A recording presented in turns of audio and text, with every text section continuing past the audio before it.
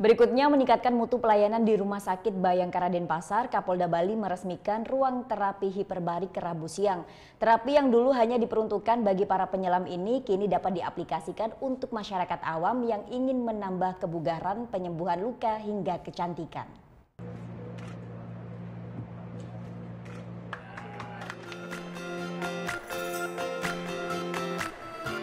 Rabu siang, Kapolda Bali Irjen Pol Petrus Golose meresmikan ruang terapi hiperbarik di Rumah Sakit Bayangkara Denpasar.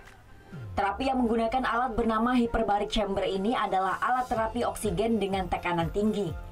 Dulu alat terapi hanya diperuntukkan bagi pasien penyelam yang menderita keluhan kesemutan, muntah-muntah hingga kelumpuhan. Cara kerja dari alat ini yakni pasien dimasukkan dalam sebuah kapsul berbentuk kapal selam dengan tekanan kedalaman selam mencapai 18 meter. Kemudian pasien menghirup oksigen 100%.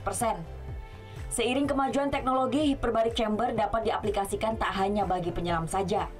Masyarakat awam pun kini dapat menikmati pelayanan dari alat ini untuk menambah kebugaran, penyembuhan luka hingga kecantikan.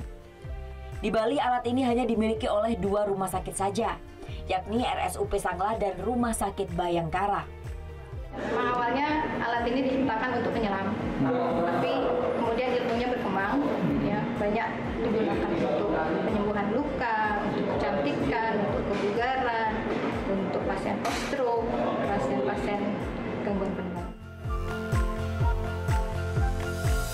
Selain meluncurkan ruang hiperbarik pada kesempatan tersebut, Kapolda Bali juga meresmikan 3 fasilitas kesehatan tingkat pertama di wilayah Polda Bali. Kadek Martana melaporkan untuk NET. Oh yang beneran? Iya, oke. Tapi gue pernah. Nah, udah kan nonton beritanya? Jangan lupa di subscribe, di like, dan juga di komen ya akun YouTube dari Net Bali. Terima kasih udah subscribe. Yang belum, jangan sampai lupa. Di sebelah sini nih.